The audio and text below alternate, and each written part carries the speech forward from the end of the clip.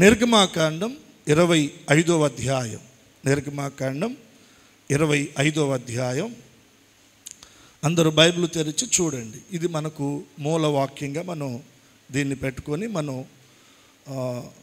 వర్తమానంలోనికి మనం ముందుకు వెళదాం. 25వ అధ్యాయం 8వ వచనం. నిర్గమాకాండం 25వ అధ్యాయం 8వ వచనం. నేను వారిలో నివసించున్నట్లు వారు నాకు పరిశుద్ధ స్థలమును నిర్మింపవలెను. ఈ మాట మీరు నోట్ చేసుకోండి. ఇది మన వర్తమానానికి మూలాంశం.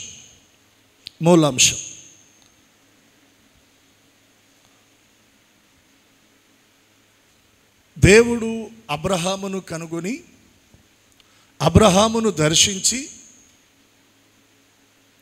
అబ్రహాముకు దేవుడు వాగ్దానము చేసి సంతానమునిచ్చి ఆ సంతానమును దేవుడు ఆశీర్వదించాడు.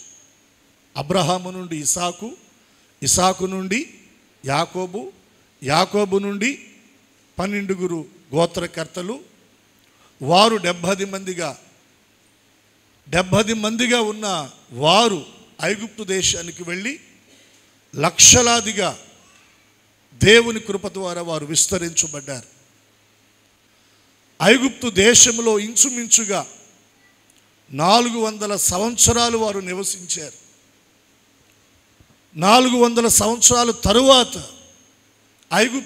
ఐగుప్తు దేశంలో ఇశ్రాయేలు ప్రజలు పడుతున్న బాధను, ఆ బాధను బట్టి వారు పెట్టిన మొరను దేవుడు విని దేవుడు వారిని జ్ఞాపకం చేసుకొని ఐగుప్తు నుండి వారిని బయటికి తీసుకొని వచ్చి ఒక మంచి దేశమైన వాగ్దాన భూమి, పాలు తేనెలు ప్రవహించు దేశాన్ని వారికి స్వాస్థ్యముగా ఇవ్వటానికి దేవుడు మోషేను పుట్టించి, మోషేను దేవుడు ఏర్పాటు చేసుకొని, మోషే ద్వారా దేవుడు తన అదృశ్యమైన హస్తమును చాపి ఐగుప్తు దేశంలో 10 అద్భుతాలను దేవుడు చేశాడు.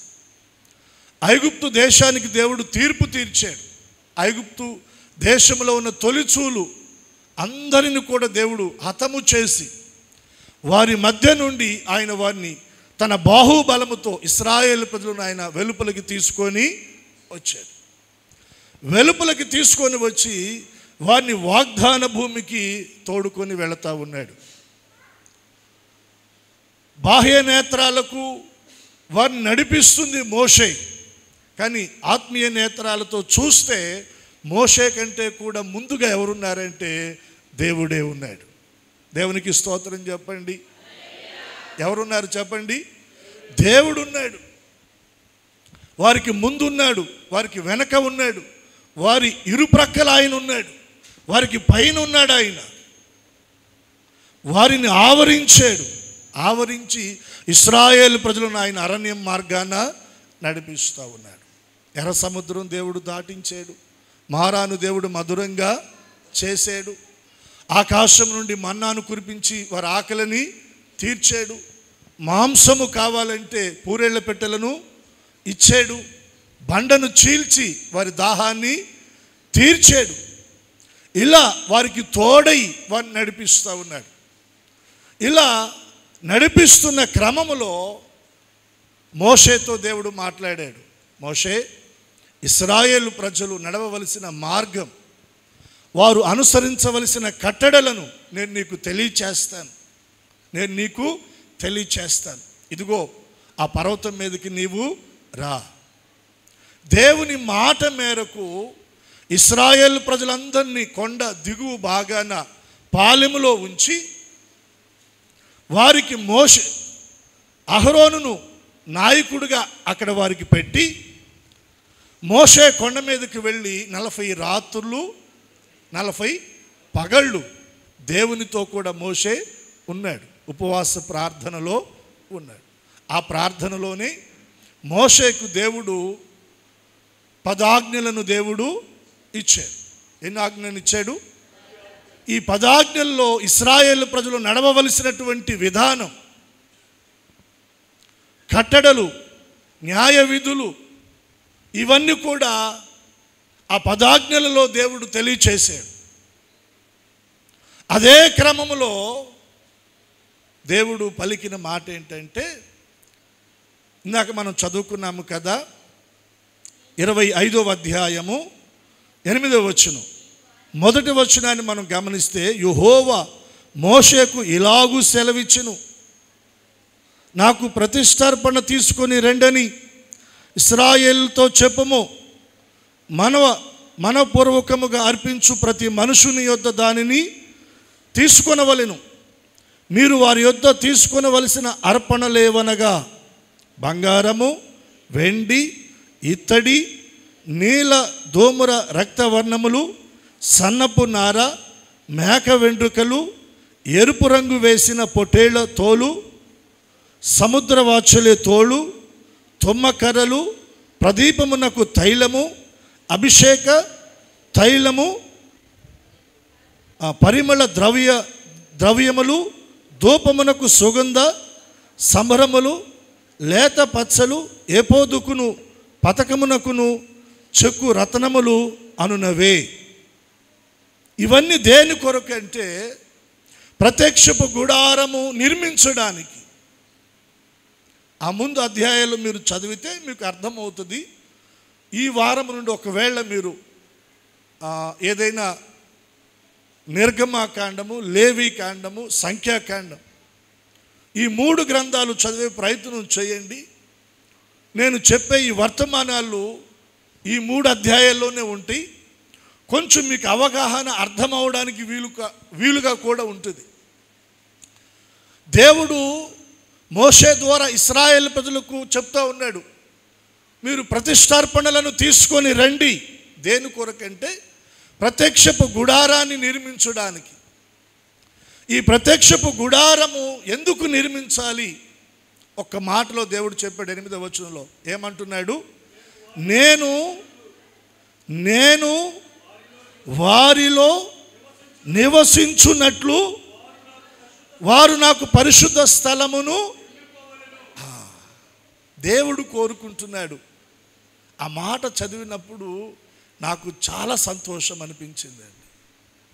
మన వైపు మనం ఆలోచన చేస్తే మన బ్రతుకు ఎంత, మన జీవితం ఎంత, మనము ఏ పాటి వారము, ఎన్నికకు రాని వారము కదా, ఎన్నిక లేని వారము కదా, ధూళు దుమ్ము వంటి వారము కదా. మనం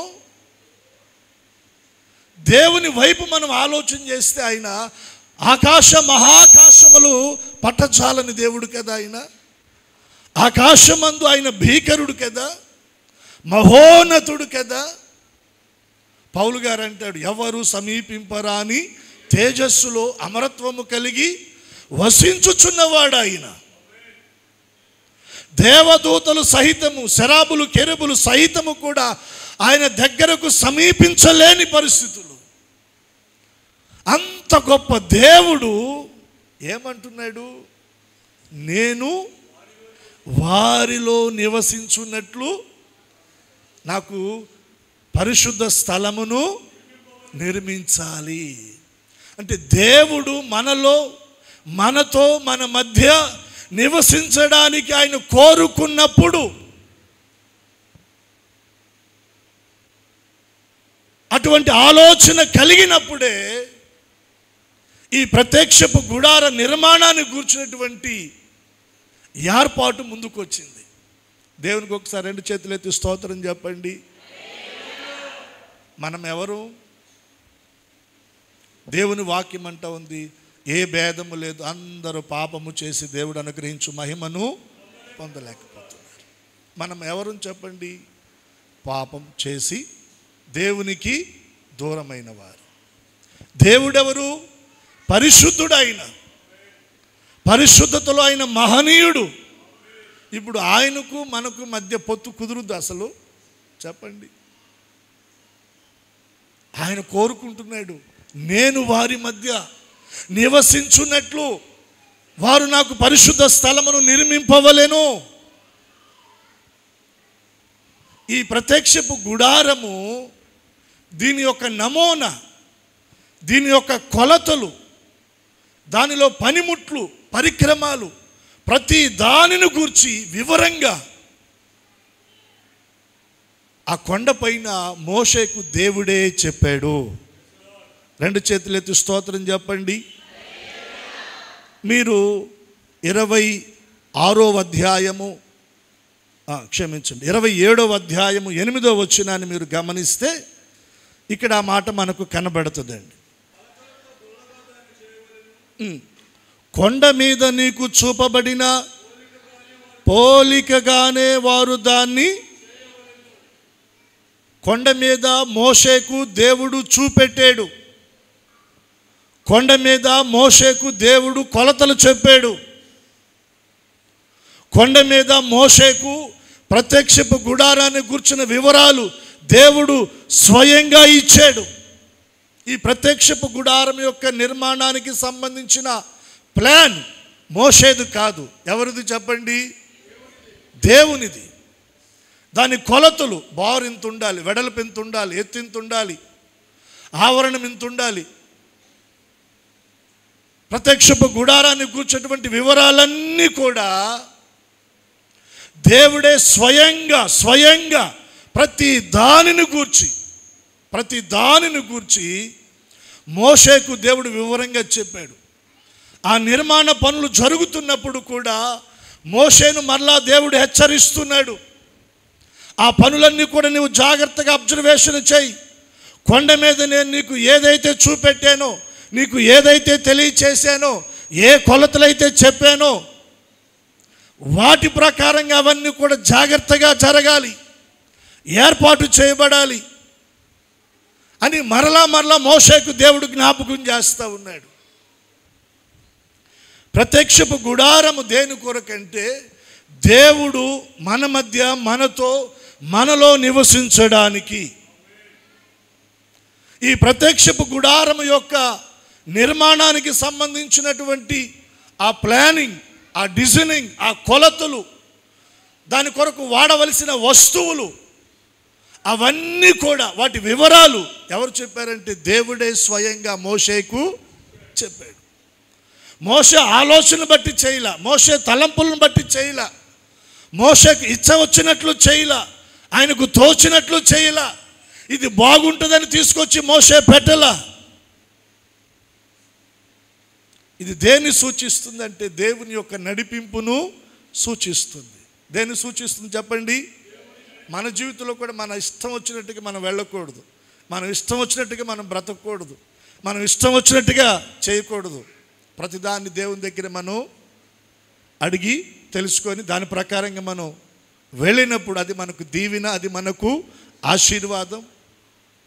2 చేతులెత్తి స్తోత్రం చెప్పండి. ఇశ్రాయేలు ప్రజలు అరణ్య మార్గంలో ప్రయాణం చేస్తూ ఉన్నారు. ఇప్పుడు దేవుడు వారి మధ్యన నివసించున్నట్లుగా పరిశుద్ధ స్థలమును దేవుడు నిర్మించమన్నాడు. అదే ప్రత్యక్షపు గుడారం. దానికి సంబంధించిన కొలతలన్నీ కొండ మీద దేవుడు మోషేకు తెలియచేశాడు. ఇప్పుడు ఈ ప్రయాణంలో ఈ ప్రత్యక్షపు గుడారము వారితో కూడా ప్రయాణం చేయడానికి అనువుగా వాటిని దేవుడు ఎలా చేయించాడంటే తెరలతో చేయించాడు. దానిని నేను మీకు ఒక 2-3 రిఫరెన్స్ నేను మీకు చూపెడతాను. చూడండి మీరు నిర్గమాకాండం 26వ అధ్యాయం. మరియు నీవు 10 తెరలతో ఒక మందిరమును చేయవలెను. ఈ తెరలకు వాడినటువంటి ఆ మెటీరియల్ అక్కడ వ్రాయబడింది, మీరు గమనించండి. నీల ధూమ్ర రక్తవర్ణములు గల పేనిన సన్నపు నారతో వాటిని చిత్రకారుని పని అయిన కెరూబులు గల వాటినిగా చేయవలెను.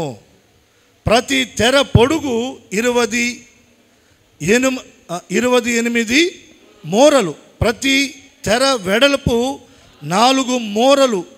ఆ తెరలన్నిటికీ ఒకటే కొలత. 5 తెరలను ఒకదానితో ఒకటి కూర్చవలెను. మిగిలిన 5 తెరలను ఒకదానితో ఒకటి కూర్చవలెను. తెరల కూర్పు చివరను మొదటి తెర అంచున నీలి నూలుతో కులుకులను చేయవలెను. రెండవ కూర్పునందలి వెలుపలి తెర చివరను అట్లు చేయవలెను. ఒకదానికి జాయింట్ వేసేటప్పుడు కూడా వాటిని ఎలా తయారు చేయాలో వాటి వివరణ కూడా దేవుడు తెలియచేశాడు. ఈ తెరల కొరకు వాడినటువంటి నూలేంటి?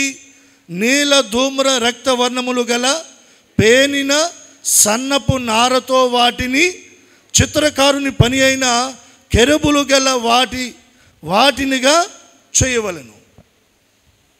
ఇప్పుడు మరలా మీరు 26వ అధ్యాయము 7వ వచనాన్ని కూడా మీరు గమనించండి. మరియు మందిరము పైన గుడారముగా మేక వెంట్రుకలతో తెరలు చేయవలెను. దేనితోనంట? మేక వెంట్రుకలతో తెరలను చేయవలెను. 14వ వచనాన్ని కూడా మీరు గమనించండి. మరియు ఎర్ర రంగు వేసిన పొటేళ్ళు తోళ్లతోనూ పైకప్పును దానికి మీదగా సముద్రవచ్చలే తోళ్లతో పైకప్పును చేయవలెను. అంటే తెరలతో ఈ గుడార నిర్మాణము జరిగింది. ఈ తెరలు దేనితో తయారు చేయబడ్డాయో వాటికి సంబంధించిన రిఫరెన్స్ నేను మీకు ఒక 2-3 చూపించాను. మొదటిది ఏంటి చెప్పండి? నీల ధూమ్ర రక్తవర్ణములు గల పేనిన సన్నపు నార. నారతో, ఆ నార ఏ నారది? నీల ధూమ్ర రక్తవర్ణములు గల పేనిన సన్నపు నార. తర్వాత మనం 7వ వచనంలో మనం చూసాము, మందిరముకు పైగా స్లాబ్ లాగా వేస్తారు కదా, దాని కొరకు దేనిని వాడారంటే 7వ వచనంలో మనం చూస్తున్నాము కదా, అక్కడ మేక వెంట్రుకలు వాటిని పేని తయారు చేశారండి.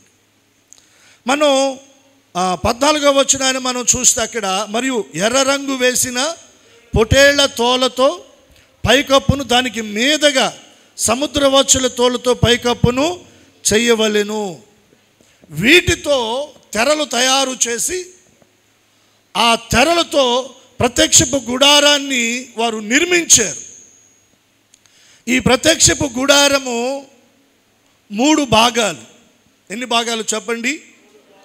3 భాగాలు. ఫస్ట్ ఈ తెరలతో చుట్టూ కాంపౌండ్ వాల్ లాగా తయారు చేసేస్తారు. 3 పక్కల క్లోజ్ అయిపోద్ది. 4వ పక్క లోనికి వెళ్ళటానికి ద్వారబంధం ఉంటుందండి. ఈ ప్రాకారం లోనికి ఎంటర్ అవ్వగానే దానిని ఆవరణము అంటారు. ఏంటి చెప్పండి? అది ఆవరణము. ఈ ఆవరణములో ఇంకా కొంచెం ముందుకు వెళ్ళిన తర్వాత ఒక గుడారాన్ని నిర్మిస్తారు. ఈ తెరలతోనే నిర్మించి దాన్ని 2 భాగాలు చేస్తారు. ఆ 2 భాగాలు, మొదటిది పరిశుద్ధ స్థలము, రెండవది అతి పరిశుద్ధ స్థలము. ప్రత్యక్షపు గుడారములో 3 భాగాలు కనబడుతూ ఉన్నాయి. 1 ఆవరణము, 2 పరిశుద్ధ స్థలము, 3వది అతి పరిశుద్ధ స్థలం. ఈ ఆవరణములో మొదటిగా ఈ ప్రత్యక్షపు గుడారము ఆవరణంలోనికి మనం ప్రవేశించగానే మొదటగా అక్కడ ఏముంటుందంటే బలిపీఠం ఉంటుంది. ఏముంటుంది చెప్పండి? బలిపీఠం ఉంటుంది. బలిపీఠానికి ప్రక్కగా కాస్తంత ఎడంగా నీళ్లతో నిండిన గంగాళం ఒకటి ఉంటుంది. నీళ్లతో నిండిన గంగాళం ఒకటి ఉంటుంది. మొదటగా ఏముంది? బలిపీఠం. రెండవది గంగాళం, నీళ్లతో నిండిన గంగాళం. ఈ 2 కూడా ఆవరణములో ఉంటాయి. ఇప్పుడు పరిశుద్ధ స్థలంలో ఏముంటుందంటే అక్కడ మొదటిగా పరిశుద్ధ స్థలంలోనికి ఎంటర్ అవ్వగానే సన్నిధి రొట్టెల బల్ల ఉంటుందండి. సన్నిధి రొట్టెల బల్ల. అక్కడ ప్రతిరోజు ఉదయం సాయంత్రం యాజకులు సన్నిధి రొట్టెలను తయారు చేసి ఆ బల్ల మీద సిద్ధపరచాలి. ఉదయం చేసిన వాటిని సాయంత్రం వరకు ఉంచి సాయంత్రం వాటిని తీసేసి సాయంత్రం అక్కడ మళ్ళీ ఫ్రెష్గా పెడతారు. అవి రాత్రంతా ఉంటాయి. ఉదయాన్నే వాటిని తీసేసి మళ్ళా క్రొత్తగా తయారు చేసిన వాటిని పెడతారు. అవి నేను మీకు తర్వాత చెప్తాను. సన్నిధి రొట్టెల బల్ల ఉంటుంది. దానికి కొంచెం ప్రక్కగా దీపవృక్షం. ఏంటి చెప్పండి? దీపవృక్షం. 7 ఖండాలతో ఉన్నటువంటి దీపవృక్షం. ఆ దీపవృక్షం నిత్యం ఆ దీపాలు వెలుగుతూ ఉండాలి. ఆ దీపాలు వెలుగుతూ ఉండడానికి దంచి తీసిన ఒలీవ నూనెను ఆ దీపవృక్షంలో వాడాలి. పరిశుద్ధ స్థలములో సన్నిధి రొట్టెల బల్ల ఒకటి, రెండవది దీపవృక్షం ఒకటి, మూడవది అతి పరిశుద్ధ స్థలంలోనికి ప్రవేశించడానికి ఈ ప్రత్యక్షపు గుడారంలో పరిశుద్ధ స్థలానికి అతి పరిశుద్ధ స్థలాన్ని వేరుపరచడానికి మధ్యలో ఒక తెర ఉంటుంది. అతి పరిశుద్ధ స్థలంలో ప్రవేశించే ఆ తెర దగ్గర ధూపవేదిక అనేది ఒకటి ఉంటుంది. ఏ వేదిక? ధూపవేదిక. అక్కడ నిత్యము సుగంధ ఆ ద్రవ్యాలతో ధూపం వేస్తూ ఉండాలి. ఇది పరిశుద్ధ స్థలంలో ఉన్నటువంటి ఉపకరణాలు. ఆవరణంలో ఏమున్నాయి చెప్పండి ఒకసారి? బలిపీఠము, రెండవది నీళ్లతో నిండిన గంగాళం. పరిశుద్ధ స్థలంలో ఏమున్నాయి? సన్నిధి రొట్టెల బల్ల, దీపవృక్షం, మూడవది ధూపవేదిక. ఇప్పుడు అతి పరిశుద్ధ స్థలం, అతి పరిశుద్ధ స్థలం, అతి పరిశుద్ధ స్థలములో మందసము. ఏముంది చెప్పండి? మందసము.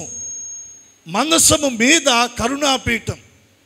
ఆ కరుణాపీఠాన్ని కప్పుతూ 2 దేవదూతలు తమ రెక్కలను చాపుకున్నట్లుగా నకీష్ పనితో చేయబడినటువంటి ఆకారముతో ఉన్నటువంటి దేవదూతలు ఆ కరుణాపీఠం మీద అలా రెక్కలు చాపుకొని ఉంటారు. ఆ రెక్కలతో ఆ మందసాన్ని కరుణాపీఠాన్ని కప్పినట్లుగా కనబడుతుంటారు అన్నమాట. ఈ మందసము అతి పరిశుద్ధ స్థలములో ఉంటుంది. ప్రత్యక్షపు గుడారములో ఉన్నటువంటి ఉపకరణాలను గూర్చి నేను మీకు చెప్పాను. మొదటిది ఆవరణము, రెండవది పరిశుద్ధ స్థలము, మూడవది అతి పరిశుద్ధ స్థలం. ఇప్పుడు ప్రత్యక్షపు గుడారములో ఎన్ని భాగాలు ఉన్నాయి చెప్పండి? 3 భాగాలు ఉన్నాయి. బైబిల్ అంతటిని మనం జాగ్రత్తగా గమనిస్తే వేరు వేరు దైవజనులు, ప్రవక్తలు వేరు వేరు సమయాల్లో, కాలాల్లో వారు గ్రంథాలను వ్రాసినప్పటికీ కూడా ప్రతి దానికి ఒకదానికి లింక్ ఉంటుందండి. లింకు లేకుండా ఏది కూడా బైబిల్లో మనం చూడం. ప్రత్యక్షపు గుడారంలో 3 భాగాలను మనం గమనిస్తున్నాం. మనం సేవిస్తున్న మన ప్రభువు కూడా తండ్రిగాను, కుమారుడుగాను, పరిశుద్ధాత్మ దేవుడుగాను, ఏకత్వంలో త్రిత్వంలో ఏకత్వం. 2 చేతులు ఎత్తి ఒకసారి స్తోత్రం చెప్పండి. అర్థమవుతుందా మీకు? అర్థమవుతుంది అంటే ఒకసారి స్తోత్రం చెప్పండి. అర్థం కావటం లేదంటే కూడా ఒకసారి స్తోత్రం చెప్పండి. అమ్మా, కొంచెం మిమ్మల్ని చరిత్రలోనికి, వాక్యపు లోతుల్లోనికి తీసుకొని వెళ్ళి వాక్యం మీద కొంచెం అవగాహన మీకు కలిగించడానికి నేను కొద్దిగా ప్రయాసపడుతున్నాను.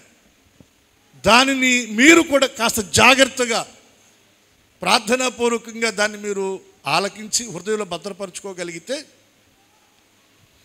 మన జీవితాలు ఫలభరితంగా మారుతాయి. మన కుటుంబాలను దేవుడు ఫలభరితంగా మారుస్తాడు. త్రిత్వాన్ని సూచిస్తూ ప్రత్యక్షపు గుడారము త్రియేక దేవుణ్ణి మనకు తెలియచేస్తూ ఉంది.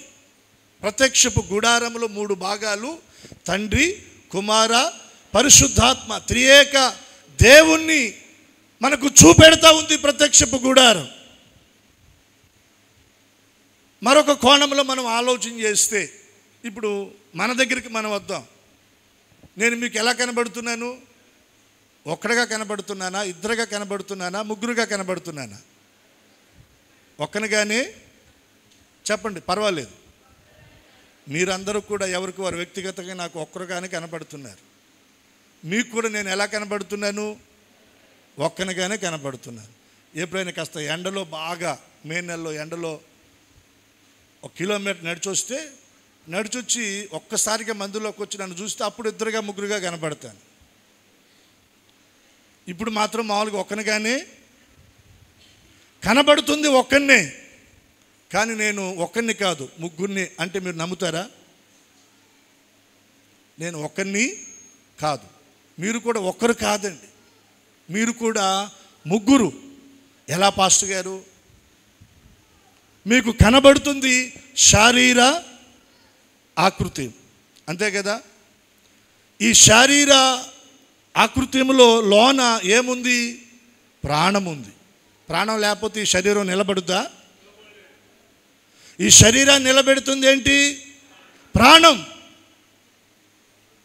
శరీరము, ప్రాణము, ఈ రెండిటిని ముడివేసింది ఏంటో తెలుసా?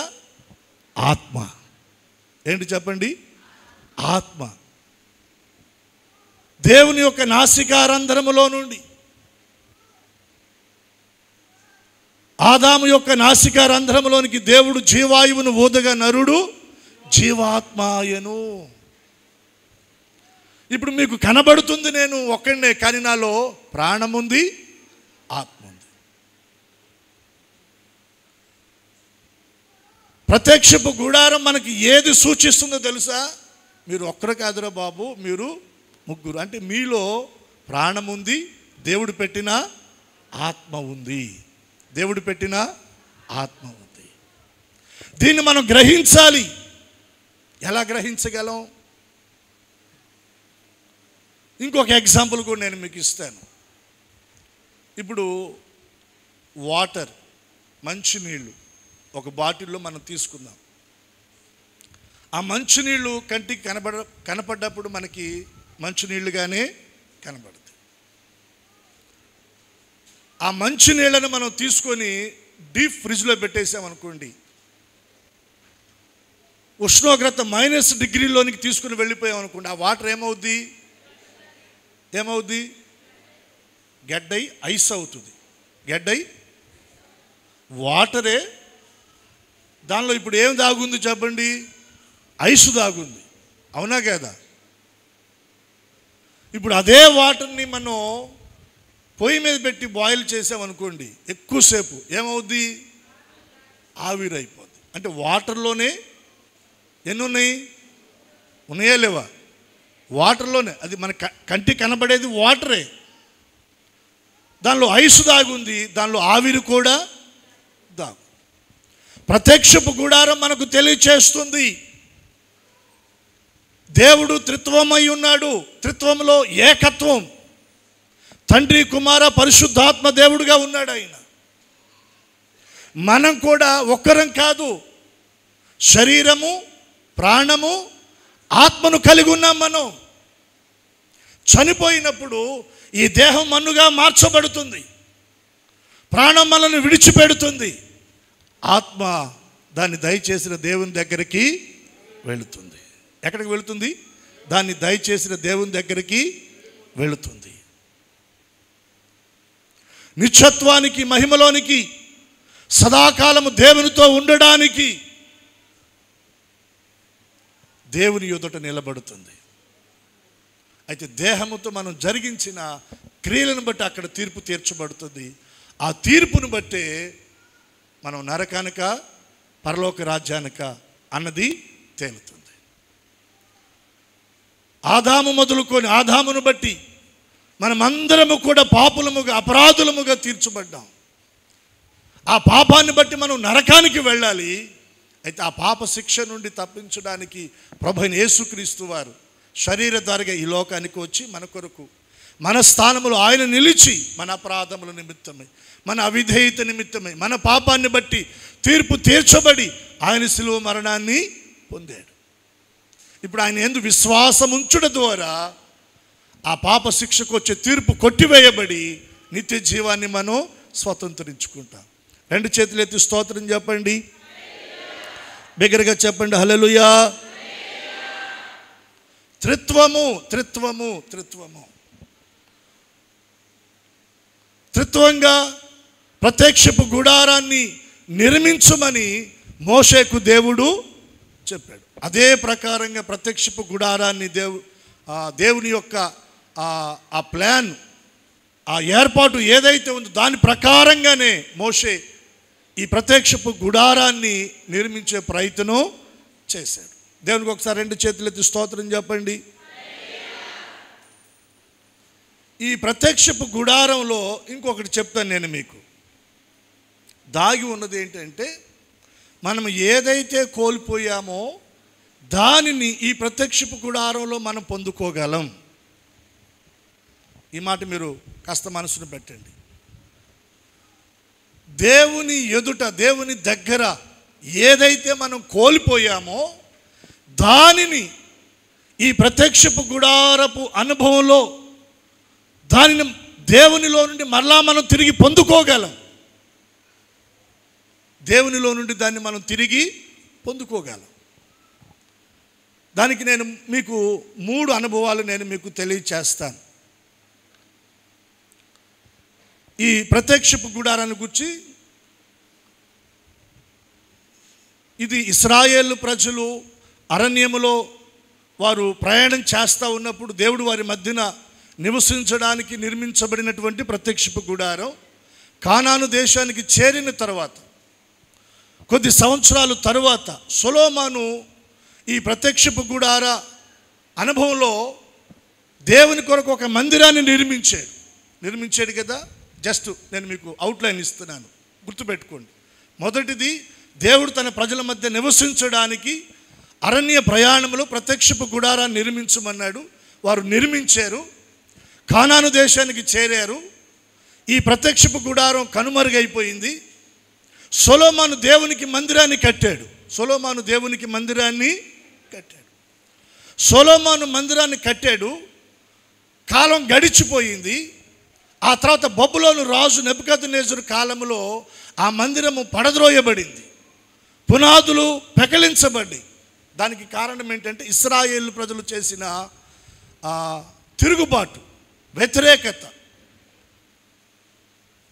వారు చేసిన పాప సంబంధమైన కార్యాలను బట్టి దేవుడు బబులోను రాజుకు అప్పగించాడు ఇశ్రాయేలు ప్రజలని.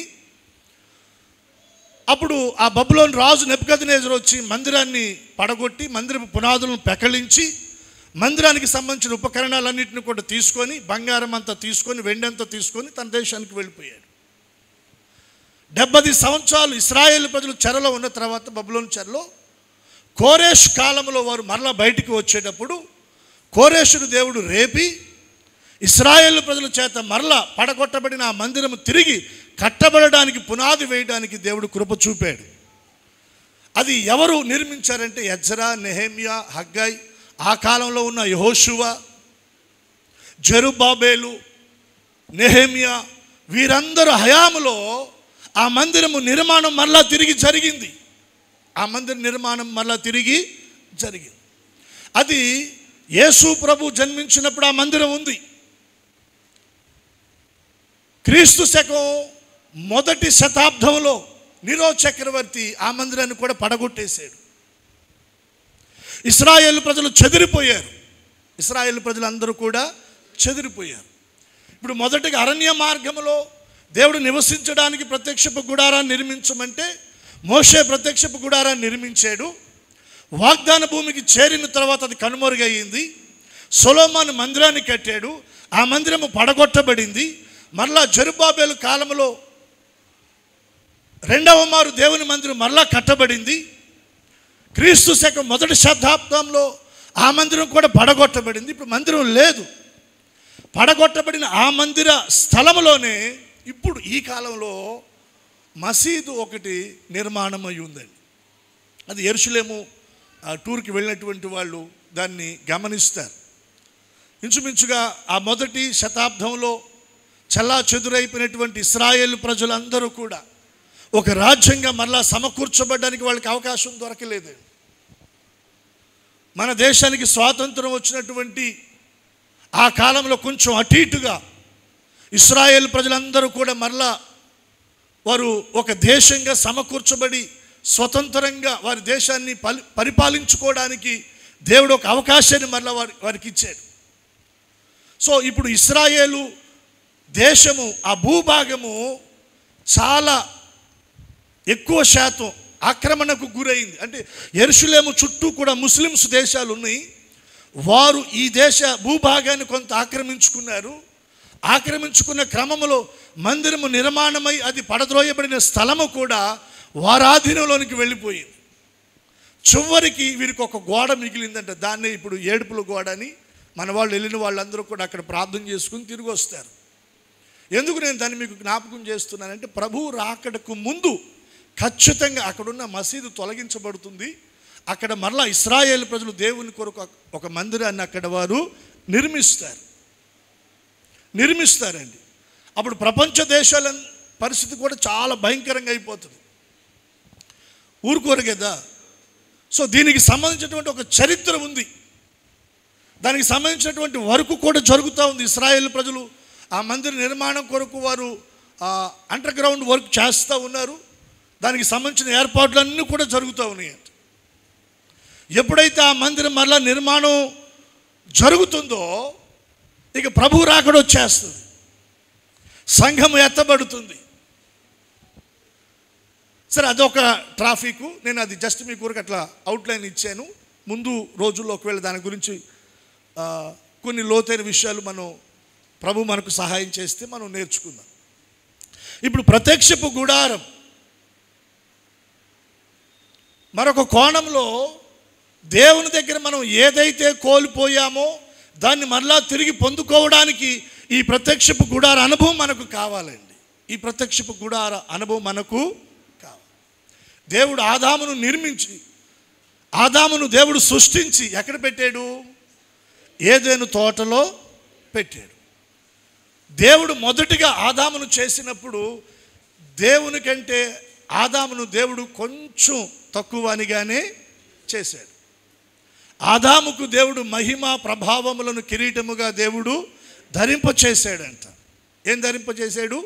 మహిమ ప్రభావాలను ఆదాముకు దేవుడు కిరీటంగా ధరింపచేశాడు. రెండవది, ఏదోను తోటలో ఆదాము ప్రతిరోజు దేవునితో సహవాసం చేసేవాడు. ఎవరితో సహవాసం చేసేవాడు? దేవునితో సహవాసం చేసేవాడు. ప్రతిరోజు చల్లపూట ఏదోను వనంలోనికి దేవుడు దిగి వస్తే ఆదాము దేవుని దగ్గరికి వెళ్ళి దేవునితో కూడా సహవాసము చేసేవాడు. మూడవదిగా, ప్రతి దినము ఆదాముతో దేవుడు మాట్లాడేవాడు. ప్రతిరోజు కూడా ఆదాముతో దేవుడు మాట్లాడేవాడు. ఇవన్నీ కూడా ఆజ్ఞ అతిక్రమించి ఆదాము పోగొట్టుకున్నాడు. ఏదైనా తోటలో బయటికి నెట్టివేయబడ్డాడు. సహవాసాన్ని కోల్పోయాడు. దేవుని యొక్క స్వరాన్ని కూడా కోల్పోయాడు. దేవుని మహిమను కోల్పోయాడు. ఏదో నుంచి బయటికి నెట్టివేయబడ్డాడు. దేవునికి దూరం అయిపోయాడు. ఇప్పుడు ఆదాము ఎదుట ఏమున్నాయి? ముండ్ల పొదలు, గచ్చ పొదలు. ముండ్ల తొప్పలు, గచ్చ పొదలు. ఈ ముండ్ల తొప్పలు, గచ్చ పొదలు దేనికి సాదృశ్యం చెప్పండి? శాపానికి సాదృశ్యం. అంటే ఇప్పుడు ఆదాము జీవితంలోనికి ఏమొచ్చింది? శాపం వచ్చింది. మహిమను కోల్పోయాడు. దేవుని సహవాసాన్ని కోల్పోయాడు. దేవుని స్వరాన్ని కోల్పోయాడు. దేవునికి దూరం అయ్యాడు. తన జీవితంలోనికి ఏమొచ్చేసింది? ఇప్పుడు శాపం వచ్చేసింది. ఆ శాపాన్ని బట్టే చెమట ఓర్చవలసి వస్తూ ఉంది. ఆ శాపాన్ని బట్టే కష్టపడవలసి వస్తూ ఉంది. ఆ శాపాన్ని బట్టే స్త్రీకి ప్రసవ వేదన వచ్చింది. ఆ శాపాన్ని బట్టే మరణానికి పాత్రుడయ్యాడు. దేనికి పాత్రుడయ్యాడు? మరణానికి పాత్రుడయ్యాడు. ఇలా చెప్పుకుంటూ వెళితే చాలా విషయాలు వస్తాయండి. ఇలా కోల్పోయినవన్నీ కూడా మరలా ఎక్కడ పొందొచ్చు అంటే ప్రత్యక్షపు గుడార, ఆ గుడారములో వాటిని మనం మరలా తిరిగి మనం పొందొచ్చు. దేవునికి రెండు చేతులు ఎత్తి స్తోత్రం చెప్పండి. ప్రత్యక్షపు గుడారంలో మనం తిరిగి పొందొచ్చు. నేను మీకు 3 రిఫరెన్స్ ఇస్తాను, జాగ్రత్తగా వాటిని మీరు నోట్ చేయండి. మొదటిగా సంఖ్యాకాండము 14వ అధ్యాయము 10వ వచనం.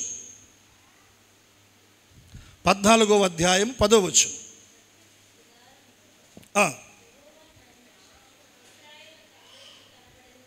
అమ్మా,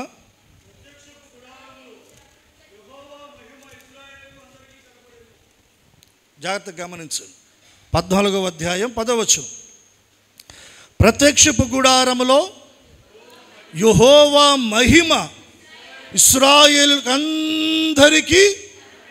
రెండు చేతులెత్తి స్తోత్రం చెప్పండి. ఎంతమందికి ఆశ ఉంది దేవుని మహిమను చూడాలని? రెండు చేతులెత్తి బిగ్గరగా దేవునికి స్తోత్రం చెప్పండి. ప్రత్యక్షపు గుడారములో యెహోవా మహిమ అందరికీ, పాలెములో ఉన్న వాళ్లకు కాదు, ప్రత్యక్షపు గుడారములో ఉన్నవారికి, దేవుడు ఏర్పాటు చేసిన, దేవుడు తన ప్రజలతో నివసించడానికి, వారి మధ్య ఉండడానికి దేవుడు కోరుకున్న పరిశుద్ధ స్థలమే ప్రత్యక్షపు గుడారం, దేవుని సన్నిధి. ఈ ప్రత్యక్షపు గుడారములో యెహోవా మహిమ అందరికీ కనబడింది. ఆదాము పోగొట్టుకున్న మహిమ మరలా చూడాలనుకుంటే, దాన్ని మరలా పొందాలి అనుకుంటే, దానిలో నివసించాలి అనుకుంటే, ఇప్పుడు ఏదోను తోట నుండి గెంటి వేయబడిన ప్రజలుగా ఉన్న మనము ఎక్కడికి రావాలి? ప్రత్యక్షపు గుడారములోనికి మనం రావాలి. ఈ ప్రత్యక్షపు గుడారములో 3 భాగాలు ఉన్నాయని చెప్పాను నేను. ఆవరణము, పరిశుద్ధ స్థలము, అతి పరిశుద్ధ స్థలం. మనమందరం ఆవరణములోనికి వెళతాం. పరిశుద్ధ స్థలంలో యాజకులు ఉంటారు. అతి పరిశుద్ధ స్థలంలో దేవుని మందసము, దేవుని సన్నిధి ఉంటుంది. సంవత్సరానికి ఒక్క మారు మాత్రమే ప్రధాన యాజకుడు మాత్రమే తన నిమిత్తము, ఇశ్రాయేలు ప్రజలందరి నిమిత్తమై పాప ప్రాయశ్చిత్తము జరిగించి, ఆ రక్తాన్ని, నిర్దోషమైన ఆ గొర్రెపిల్ల రక్తాన్ని చేతపట్టుకొని దాన్ని చల్లుతూ పరిశుద్ధ స్థలములో నుండి అతి పరిశుద్ధ స్థలాన్ని వేరుపరుస్తున్న అడ్డతెరను అలా జరిపి దానిలోనికి వెళ్ళేవాడు సంవత్సరానికి ఒక్కసారి. రైట్. ఇప్పుడు యెహోవా మహిమ ఎక్కడ కనబడింది వీరికి? ఇప్పుడు ప్రత్యక్షపు గుడారపు ఆవరణంలోనికి వచ్చిన దేవుని ప్రజలందరూ కూడా అక్కడ దేవుని మహిమను చూస్తూ ఉన్నారు. దేవుని మహిమను చూచే స్థలమే ప్రత్యక్షపు గుడారం. దావీదు భక్తుడు ప్రార్థన చేసుకుంటున్నాడు, దేవా నా దేవుడవు, వేకువ చామున నేను నిన్ను వెతుకుతాను. దేని కొరకు? నీ బలమును, నీ ప్రభావమును నేను చూడాలి, నీ మహిమను నేను చూడాలి, నీ శక్తిని నేను చూడాలి, మీ ఆత్మ ఆ నింపుదల అభిషేకాన్ని నేను చూడాలి. ఇవి ఎక్కడ ఉంటాయి చెప్పండి? ప్రత్యక్షపు గుడారములో అనుభవంలోనికి మనం వస్తే, అక్కడికి వస్తే దేవుని మహిమను మనం చూడగలం. దేవుని మహిమను మనం చూడగలం. రెండవదిగా నేను మీకు జ్ఞాపకం చేస్తూ ఉన్నాను. జస్ట్ మీకు అవుట్లైన్స్ ఇస్తున్నాను, మీరు వాటిని మనసును పెట్టండి, రాసుకోండి. సంఖ్యాకాండం 17వ అధ్యాయం 4వ వచనం. సంఖ్యాకాండం 17వ అధ్యాయం 4వ వచనం. నేను మిమ్మలను కలుసుకొను ప్రత్యక్షపు గుడారములోని శాసనముల ఎదుట వాటిని. చాలు, ఈ మొదటి మాట మీరు నోట్ చేయండి. నేను మిమ్మును కలుసుకొను ప్రత్యక్షపు గుడారం. దేవుడు తన ప్రజలమైన మనలను కలుసుకునే స్థలం ఏది? ప్రత్యక్షపు గుడారం.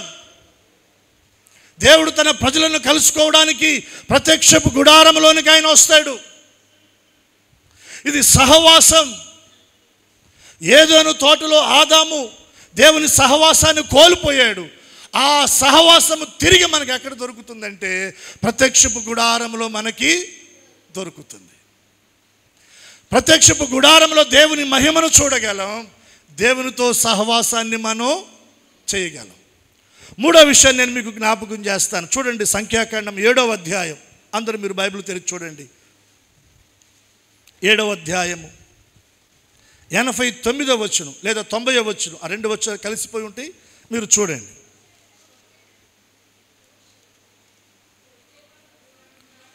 90వ వచనం చూడండి. మోషే యెహోవాతో మాట్లాడుటకు ప్రత్యక్షపు గుడారములోనికి వెళ్ళినప్పుడు సాక్ష్యపు మందస్సము మీదనున్న కరుణాపీఠము మీద నుండి, అనగా 2 కెరూబుల నడుమ నుండి తనతో మాట్లాడిన యెహోవా స్వరము అతడు. చప్పట్లు కొట్టి దేవుని నామానికి కనబరుద్దామా? ప్రత్యక్షపు గుడారంలో ఏముంది చెప్పండి? దేవుని మహిమ. దేవుని మహిమను మనం చూడగలం.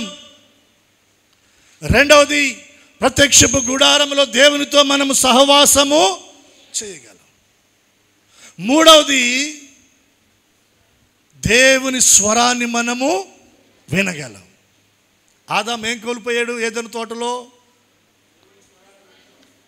దేవుని మహిమను కోల్పోయాడు, దేవుని సహవాసాన్ని కోల్పోయాడు, దేవుని స్వరాన్ని కూడా కోల్పోయి ఏదెను తోట నుండి బయటికి గెంటి వేయబడ్డాడు. బయటకు గెంటి వేయబడిన ఆదాము జీవితం శాపంగా మారిపోయింది. ముళ్ళ తొప్పలు, గచ్చ పొదలు తన జీవితంలోనికి వచ్చేసినాయి. అవ్వమ్మ జీవితంలోనికి వేదన వచ్చేసింది. వారి ఇరువురి జీవితంలోనికి మరణం వచ్చేసింది.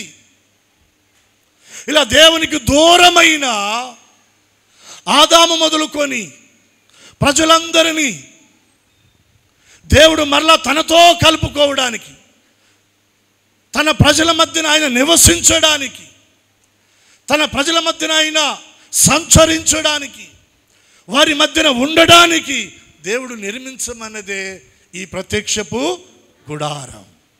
దేవునికి 2 చేతులు ఎత్తి స్తోత్రం చెప్పండి. ఇప్పుడు ఇంకా కొంచెం మనకి చివరిలోకి తీసుకొస్తున్నాను.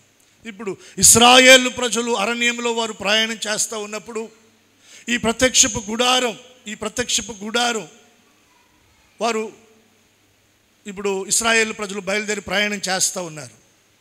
ప్రయాణం చేసేటప్పుడు ఇవన్నీ సర్దేస్తారు. వీటిని లేవీలు మాత్రమే మోయాలి. ఈ మందసాన్ని యాజకులు మాత్రమే మోయాలి. వీరి పైన ఒక మేఘం ఉంటుంది. ఈ మేఘం ఆగినప్పుడు ఆ మేఘం కిందే ఇశ్రాయేలు ప్రజలు ఆగిపోవాలి. అక్కడే గుడారాలు వేసుకోవాలి, అక్కడే నివసించాలి. ఆ మేఘం ఉన్నట్లుగా ఉండి ఒకవేళ పైకి లేచి ఒకవేళ ముందుకు సాగి వెళుతుంటే వెంటనే వీళ్ళు మొత్తం సర్దేసుకొని ఆ మేఘం ఏ దిశగా వెళుతుందో దాని కింద వీళ్ళు ప్రయాణం చేయాలి. అది ఒక వారం ప్రయాణం చేస్తే దాని కింద వీళ్ళు ప్రయాణం చేయాలి. ఒక 5 రోజులు చేస్తే 5 రోజులు చేయాలి. ఒకరోజు చేస్తే ఒకరోజు చేయాలి. ఆ మేఘం ఆగిపోతే ఆ మేఘం కింద వీళ్ళు కూడా ఆగిపోవాలి. 10 రోజులైతే 10 రోజులు, 20 రోజులైతే 20 రోజులు, నెల అయితే నెల, సంవత్సరం అయితే సంవత్సరం, అలా నిలిచిపోవాలి. ఇది ఇశ్రాయేలు ప్రజలు అరణ్యంలో వారు చేసిన ప్రయాణ క్రమం. ఆ మేఘము క్రిందే వారు సాగి వెళ్ళాలి. ఆ మేఘమే మహిమ మేఘం, షకీనా మేఘం. అది పగల వారికి మేఘం, రాత్రి అగ్ని స్తంభంగా ఉండేది. ఇప్పుడు ఆ మేఘం లేచి అలా కొంత దూరం వెళ్ళింది, మరలా ఆగింది. ఆగంగానే ఆ మేఘం కింద ఇప్పుడు ఇశ్రాయేలు ప్రజలందరూ కూడా గుడారాలు వేసుకోవాలి. ఎంతకాలం ఉండాలో వాళ్ళకి తెలియదు. ఆ మేఘం మరలా ఎప్పుడు బయలుదేరుతో తెలియదు కాబట్టి గుడారాలు వేసుకొని ఉంటారు. ఇప్పుడు ఈ గుడారాల క్రమం ఏంటో తెలుసా? ఇశ్రాయేలు ప్రజల గోత్రాలు ఎన్ని? మొత్తం 12 గోత్రాలు. ఇప్పుడు వారు నివసించడానికి మొదటిగా ఈ ప్రత్యక్షపు గుడారాన్ని అక్కడ వేయాలి, ఆగిన అక్కడ. ఈ ప్రత్యక్షపు గుడారానికి తూర్పు వైపు 3 గోత్రాలు, పడమటి వైపున 3 గోత్రాలు, ఉత్తరాన 3 గోత్రాలు, దక్షిణాన 3 గోత్రాలు. అంటే ఇశ్రాయేలు ప్రజల 12 గోత్రాలు ఈ పరిశుద్ధ స్థలానికి లేదా ప్రత్యక్షపు గుడారానికి, దేవుడు వారి మధ్య నివసిస్తాను అని చెప్పిన ఆ పరిశుద్ధ స్థలానికి, ఆ ప్రత్యక్షపు గుడారానికి చుట్టూ వారు గుడారాలు వేసుకోవాలి. అంటే ఇప్పుడు ఇశ్రాయేలు ప్రజల నడుమ ప్రత్యక్షపు గుడారము ఉండాలి. అంతే కదా? దేవుడు వారి మధ్యన ఉండడానికి ఇష్టపడ్డాడు. ఈ వైపు చివరో, ఆ వైపు చివరో, ఈ వైపు చివరో, ఆ వైపు చివరో ఉండడానికి దేవుడు ఇష్టపడాల. నడుమ ఉండడానికి దేవుడు ఇష్టపడ్డాడు. ఇప్పుడు ఈ కాలంలో దేవుడు పలికిన మాట ఏంటో తెలుసా? మీ మధ్య నేను నా మందిరమును ఉంచెదను. దేవుడు ఎక్కడ ఉంచాడంట? మన మధ్య దేవుడు తన సన్నిధిని సూచిస్తున్న మందిరాన్ని దేవుడు ఏర్పాటు చేశాడు. మందిరము అనగా దేవుని మహిమ నిలిచే స్థలం, దేవునితో సహవాసము చేసే స్థలం, దేవుడు మనతో మాట్లాడే స్థలం. ఇశ్రాయేలు ప్రజల మధ్య దేవుడు నివసించడానికి నిర్మించమన్న ఆ గుడారమే ప్రత్యక్షపు గుడారం. అది పరిశుద్ధ స్థలం, పరిశుద్ధ నివాస స్థలం. అది పరిశుద్ధ నివాస స్థలం. ఆ మొదటి మూల వాక్యం దగ్గరకు వచ్చేద్దాం, ముగింపులోనికి వెళ్ళిపోదాం.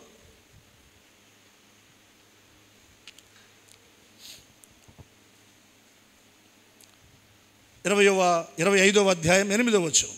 నిర్గమాకాండం. ఎక్కడ చెప్పండి? అందరూ చెప్పండి, అందరు గొంతులు వినబడేటట్టు చెప్దాం. వారు నాకు పరిశుద్ధ స్థలమును నిర్మింపవలెను. ఈ ప్రత్యక్షపు గుడారాన్ని దేవుడు నిర్మించమనడానికి దాని వెనుక దేవుని ఆంతర్యం ఏంటి, దేవుని ఉద్దేశం ఏంటి, దేవుని ఆలోచన ఏంటి? దేవుడు మనతో కూడా నివాసము చేయాలని ఆయన కోరుకుంటున్నాడు. హల్లెలూయా. దాని కొరకే పాత నిబంధన కాలంలో ఇశ్రాయేలు ప్రజల అరణ్య ప్రయాణంలో దేవుడు ప్రత్యక్షపు గుడారాన్ని దేవుడు నిర్మించాడు.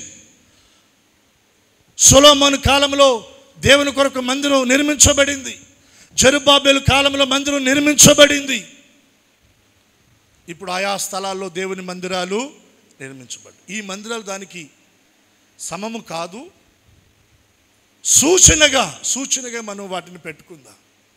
ఇప్పుడు ప్రత్యక్షపు గుడారములో దేవుడు ఏమంటున్నాడు? నేను వారి మధ్యన వారితో నివసించుటకు వారు నిర్మించాలి అంటే, ఇప్పుడు అక్కడికి దేవుని ప్రజలు వస్తే దేవుడు వారి మధ్యన ఆయన నివసిస్తాడు. ఇప్పుడు మనం ఆదివారం మందిరానికి వచ్చాం. మన మధ్యలోనికి ఎవరు వచ్చారు చెప్పండి?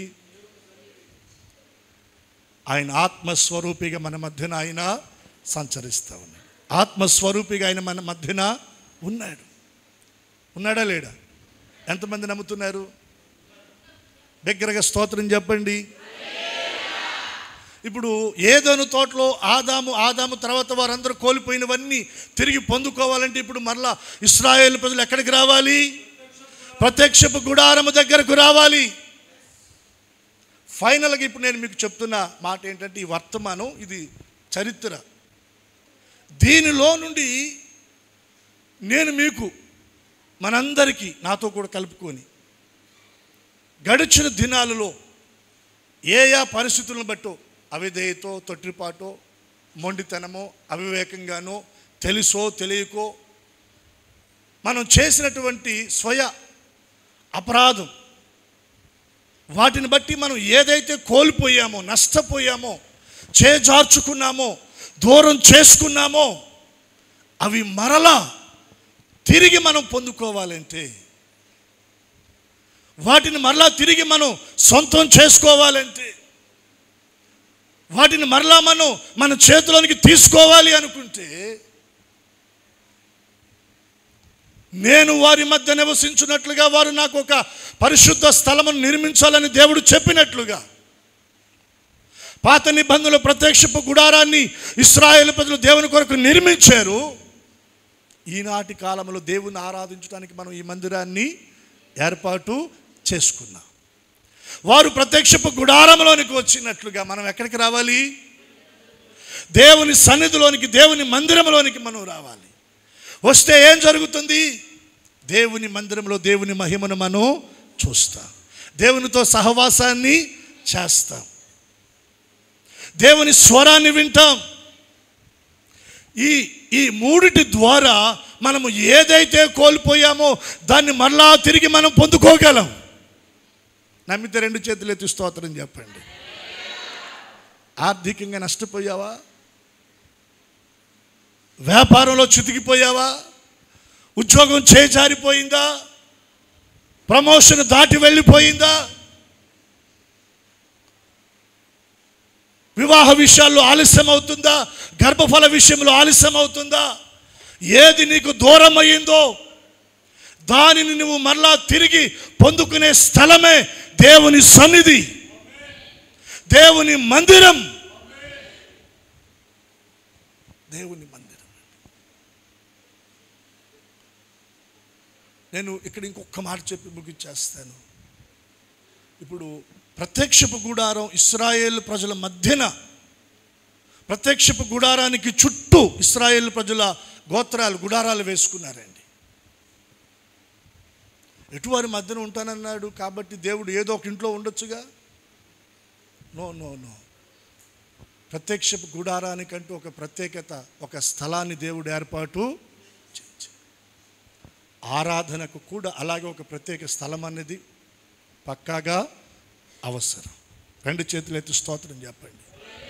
అంటే చాలామంది ఆలోచన ధోరణి ఎట్లా ఉంటుందంటే, ఇప్పుడున్న పరిస్థితులు బట్టి పాస్టర్ గారు రూపాయి ఖర్చు లేకుండా లైవ్ ఇస్తూ ఉన్నాడు, ఇంటి దగ్గర కూర్చొని ఫోన్ ముందు పెట్టేసుకుంటే బ్రహ్మాండంగా లైవ్ మనం పాటలు చూడొచ్చు, ప్రార్థన చూడొచ్చు, సాక్ష్యం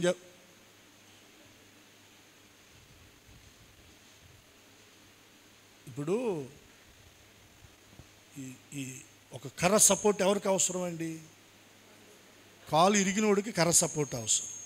కాలు బాగున్నోడికి కర్ర సపోర్ట్ అవసరమా? లైవ్ ఎవరికి అవసరం? కుదరజాలని రోగం వచ్చి మంచం మీద పడి లేవలేక నడవలేక రొప్పుతూ ఉంటారు చూడండి, వాళ్ళకి లైవ్ అవసరం.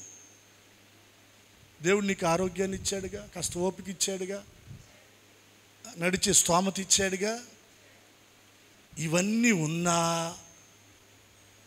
బద్ధకస్తులమై సోమరులమై ఏందంట్లే అన్న వైఖరితో నేను ఇంటి దగ్గర లైవ్ చూశాను పాస్టర్ గారండి అని అన్నావనుకో,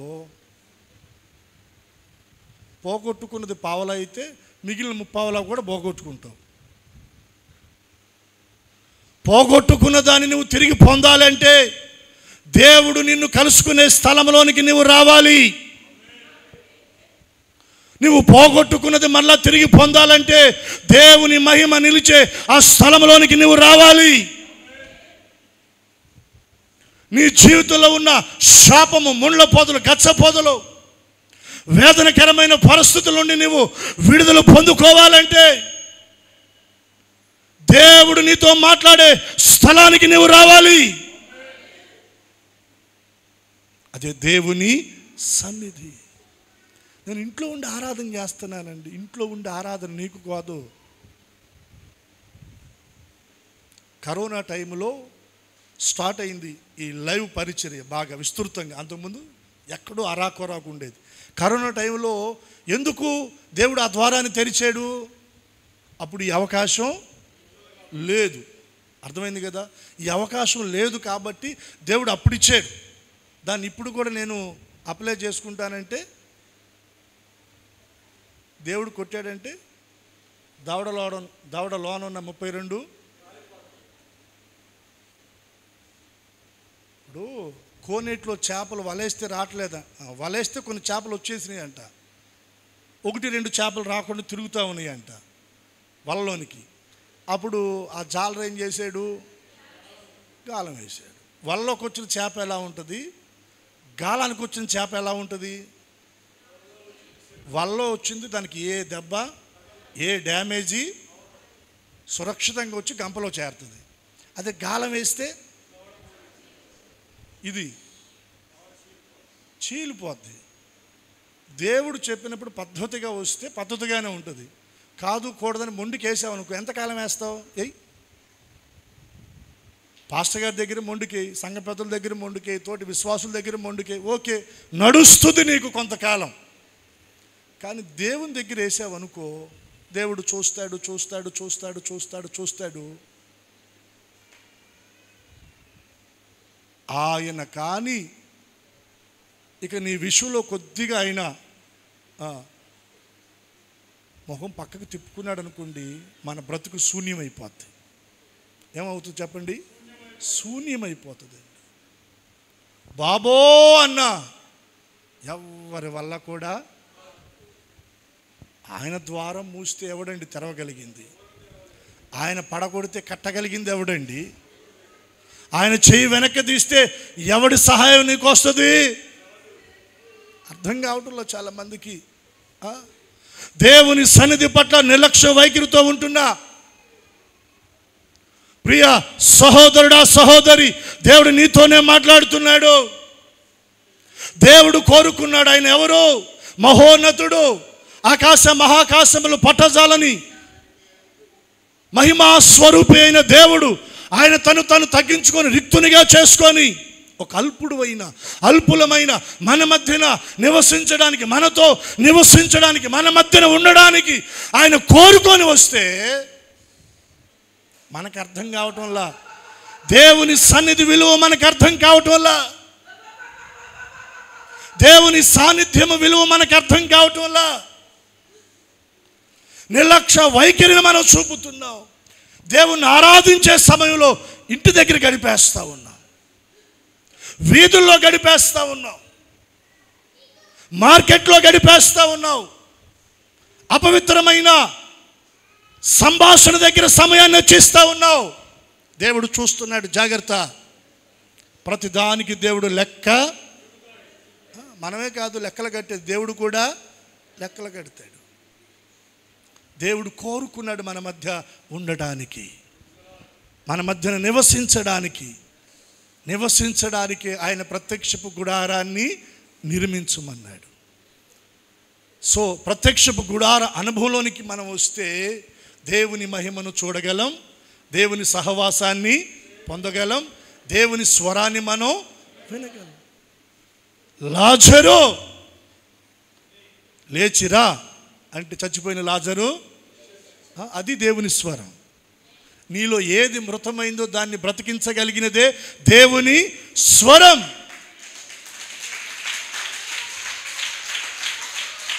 ఎడారిని నీటి మడుగుగా మార్చగలిగినది దేవుని స్వరం. అరణ్యంలో త్రోవను కలగ చేయగలిగినదే దేవుని స్వరం.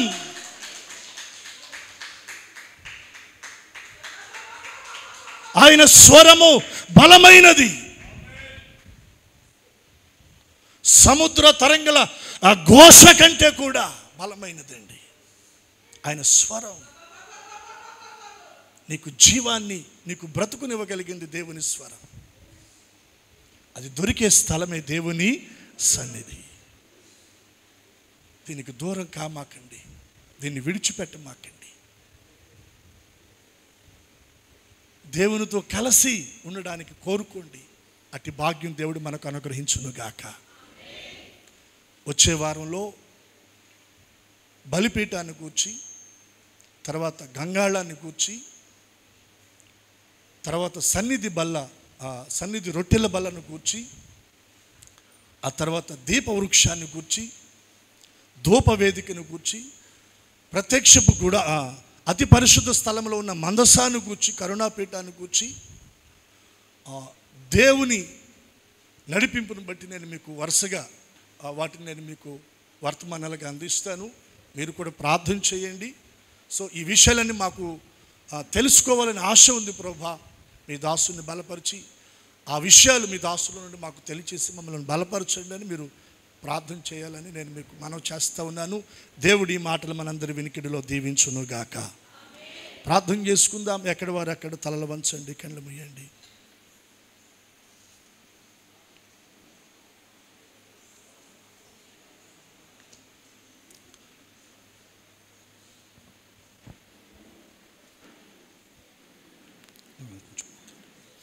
ఎవరికి వారు అందరం ప్రార్థన చేసుకుందాం.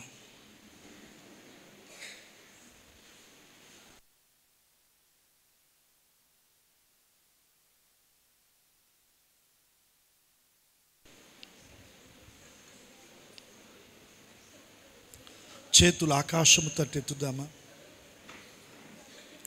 ప్రత్యక్షపు గుడారం అనగా దేవుడు మన మధ్య నివసించే స్థలం, మనతో ఉండే స్థలం, అది మన మధ్య సంచరించే స్థలం. అది నీవు ఏదైతే గతంలో కోల్పోయావో దానిని తిరిగి దేవుని దగ్గర పొందుకునే స్థలం. ఏదైతే చేజార్చుకున్నావో అది మరలా నీ చేతిలోకి వచ్చే స్థలం. అది ఆరోగ్యాన్ని కోల్పోయావా? ఆర్థికంగా చితికిపోయావా? కుటుంబంలో నెమ్మది లేదా? సంతోషం లేదా? చేతి పని విషయంలో ఒకవేళ నీవు నష్టపోయావా? వ్యాపారంలో, ఉద్యోగాల్లో వెనకబడ్డావా? వాటన్నిటిని మళ్ళా తిరిగి పొందుకునే స్థలమే ప్రత్యక్షపు గుడారం. ప్రత్యక్షపు గుడారం. దేవుడు తన ప్రజల మధ్యన నివసించే స్థలం ఇది. దేవుడు తన ప్రజలతో సహవాసము చేసే స్థలం ఇది. దేవుడు తన ప్రజలతో మాట్లాడే స్థలం ఇది.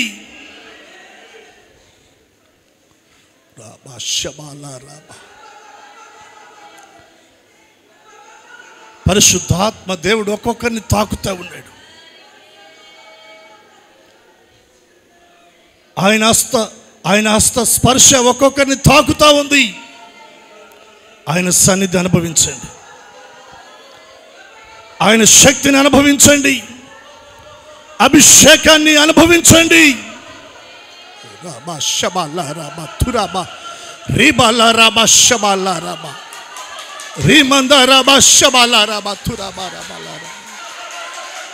అగ్ని, పరిశుద్ధ అగ్ని, పరిశుద్ధాత్మ దేవుని అగ్ని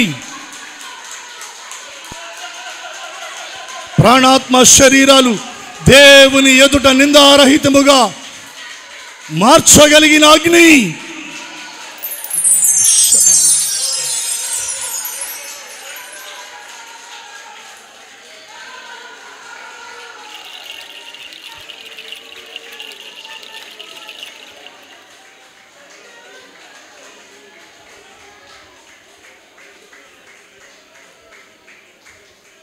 అయ్యా, అయ్యా, నేను కోల్పోయిన దాన్ని మరలా తిరిగి పొందుకోవాలి ప్రభా. కోల్పోయిన ప్రార్థనా జీవితం, కోల్పోయిన పరిచర్య అనుభవాలు, కోల్పోయిన సహవాస అనుభవాలు, కోల్పోయిన వాక్య ధ్యాన అనుభవాలు, కోల్పోయిన మీ సన్నిధి అనుభవాలు నేను మరలా తిరిగి పొందుకోవాలయ్యా. నేను మరలా తిరిగి పొందుకోవాలయ్యా. నేను మరలా తిరిగి పొందుకోవాలయ్యా. చేతులు ఆకాశము తట్టెత్తి అడుగుదామా? ఆకాశమందు ఆసీనుడు అయిన వాడా, నీ తట్టు నా కనులు ఎత్తుచున్నానయ్యా, నీ తట్టు నా చేతులు ఎత్తుచున్నానయ్యా. నాకు సహాయము చేయండి అయ్యా. నా కుటుంబాన్ని ఆదుకోనండి అయ్యా. నా బిడ్డలను జ్ఞాపకం చేసుకోండి అయ్యా. నా భర్తను దర్శించండి అయ్యా.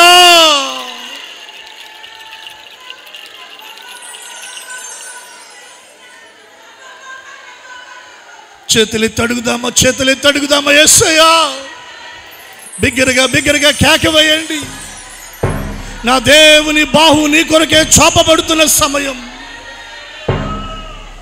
కనికరము కలిగి నా దేవుని హస్తము నిన్ను తాకుతున్న గడియ.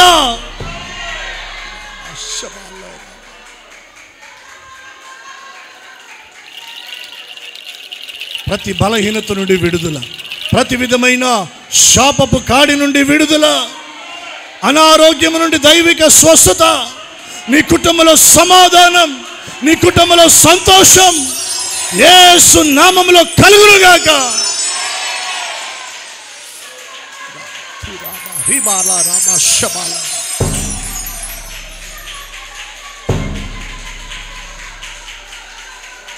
నరాల్లోనికి, ఎముకల్లోనికి, కీళ్లలోనికి, మూలుగుల్లోనికి నా దేవుని మాటలో ఉన్న శక్తి విడుదలవుతా ఉంది. యేసు నామములో బలహీనులు బలపరచబడుదురుగాక.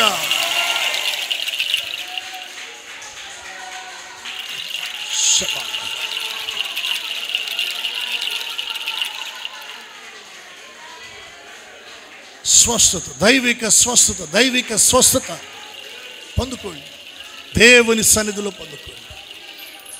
హల్లెలూయా, హల్లెలూయా, హల్లెలూయా, హల్లెలూయా, హల్లెలూయా.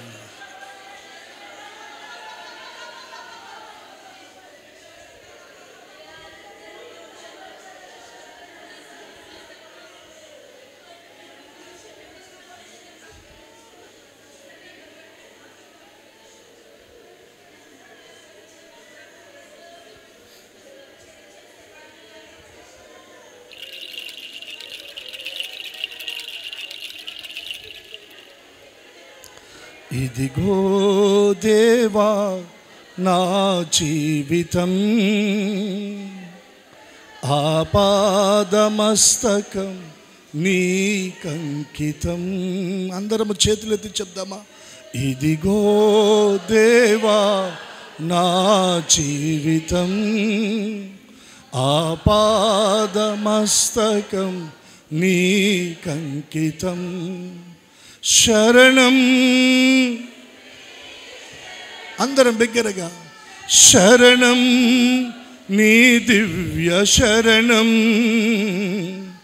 శరణం నీ శరణం, శరణం నీ దివ్య శరణం. ఇదిగో దేవా నా జీవితం, ఆపాదమస్తకం నీకంకితం. ఇదిగో దేవా నా జీవితం, ఆపాదమస్తకం నీకంకితం.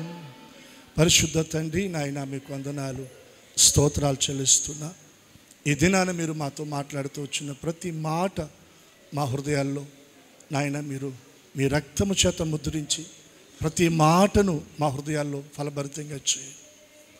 మేము కోల్పోయిన దాన్ని మరలా తిరిగి పొందే స్థలమే ప్రత్యక్షపు గుడారం, మీ సన్నిధి ప్రభా.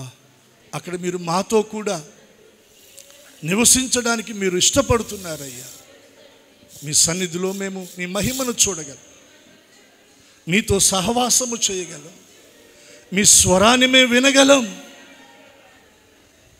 వీటిని బట్టి కోల్పోయిన సమస్తాన్ని మేము మరలా తిరిగి పొందుకోగలమయ్యా. మందిర ఆవరణంలో చేరిన ప్రతి బిడ్డను మీ హస్తంతో తాకండి, కుటుంబాలను దీవించండి.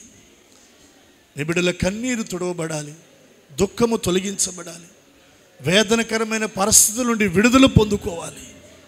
యేసు నామములో ప్రతి కుటుంబంలో సమాధానము కలుగునుగాక, సంతోషముండునుగాక, చేతుల కష్టార్జితమును మీరు ఆశీర్వదించుదురుగాక, పిల్లల భవిష్యత్తును మీరు దీవించుదురుగాక, గృహాలన్నీ కూడా మీ వెలుగుతో నింపబడునుగాక, మహిమతో నింపబడునుగాక, ప్రభావముతో నింపబడునుగాక, అభిషేకముతో నింపబడునుగాక, కృప అనుగ్రహించబడునుగాక, కృప కలుగునుగాక, కృప ఆవరించునుగాక, కృపలో నడిపించబడుదురుగాక.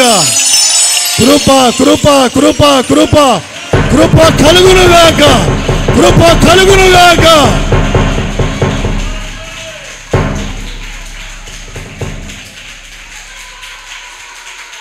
నింపబడండి దేవుని ఆత్మతో.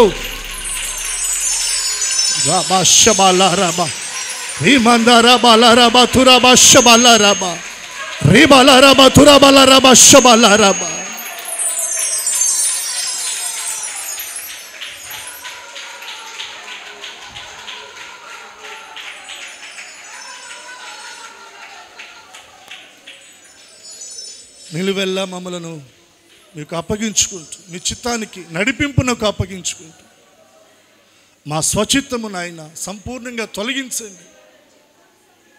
మీ చిత్తానికి అప్పగించుకుంటూ ఈ దినాన ప్రభా మీరు మాకు తెలియచేసిన ప్రతి విషయాన్ని బట్టి మిమ్మల్ని స్తుతిస్తూ, ఇంకా అనేక విషయాలు మీ సన్నిధిలో మేము తెలుసుకోవడానికి కృపించి దీవించి మేము పొందమని యేసు నామమున ప్రార్థించి అడుగుచున్నాము తండ్రి.